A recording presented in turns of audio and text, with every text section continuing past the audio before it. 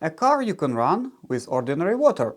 With today's fuel prices, that sounds like a dream come true for millions of drivers.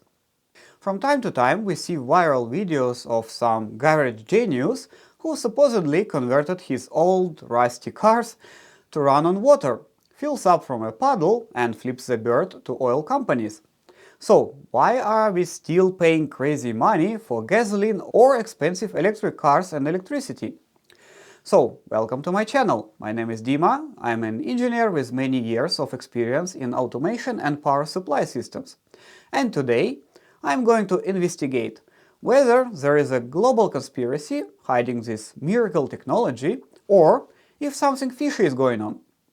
Back in the 90s, an American inventor named Stanley Meyer claimed he built a water-powered buggy, a car that ran almost entirely on water. Journalists saw it with their own eyes. Pour water into the tank, the car drives. Huge resonance. Newspapers wrote, "Breakthrough that will change everything." In 1996, investors sued him, he lost, and in 1998 he died under very mysterious circumstances.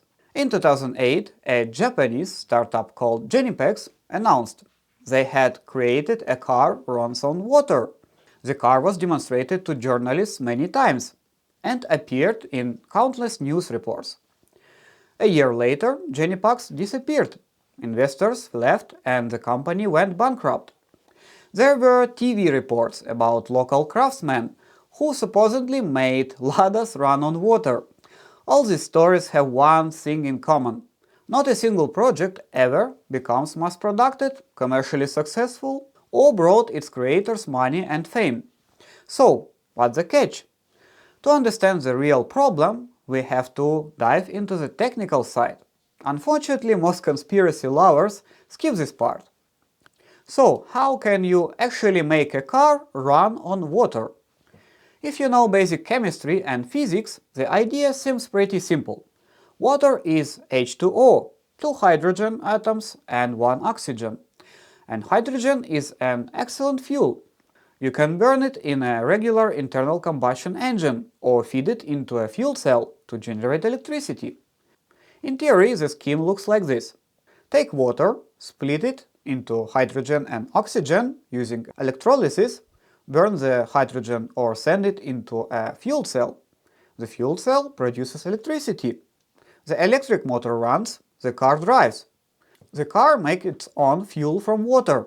Sounds logical. But here's where the problem starts. Electrolysis is a process that requires electricity, and a lot of it. To split water molecules, you have to put in at least as much energy as you will later get back when burning the hydrogen. In practice, even more, because there are losses at every step. Electrode resistance, heat losses, non-ideal reaction conditions, all of this called efficiency. So, to get hydrogen that gives you, say, 10 kilowatts of energy, you need to spend 12 to 15 kilowatts of electricity on electrolysis. You always spend more energy than you get back. This is the fundamental law of conservation of energy. You can't cheat it. This is exactly the principle the Japanese startup Genipex tried to use. They claimed they had developed a unique fuel cell so efficient that the car could travel 80 km on 1 liter of water without any additional energy source. However, most engineers who examined their demonstration models believe that hidden batteries were used, precharged from the grid, which quietly helped electrolysis process. And the Genipex patent, registered in Japan, described a completely standard electrolysis plus fuel cell process. Nothing revolutionary in it at all.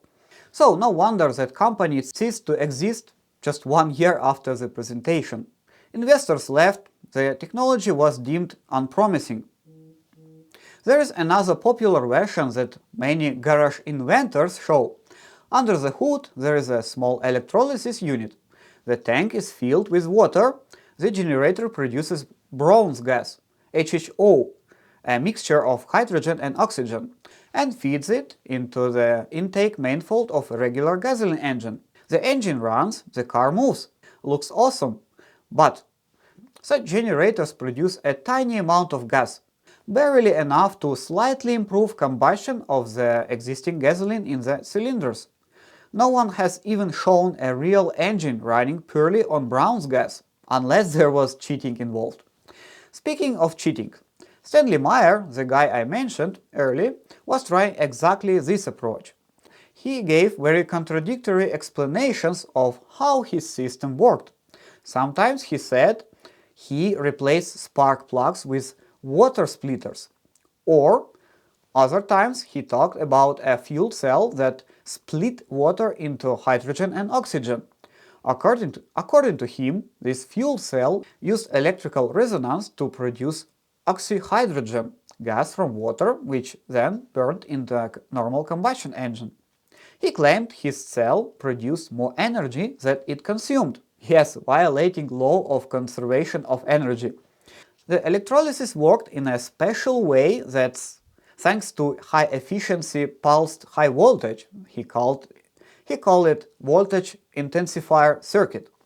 The efficiency was supposedly orders of the magnitude higher than conventional electrolysis. Independent engineers examined his drawings and demo videos. It was just a regular electrolyzer.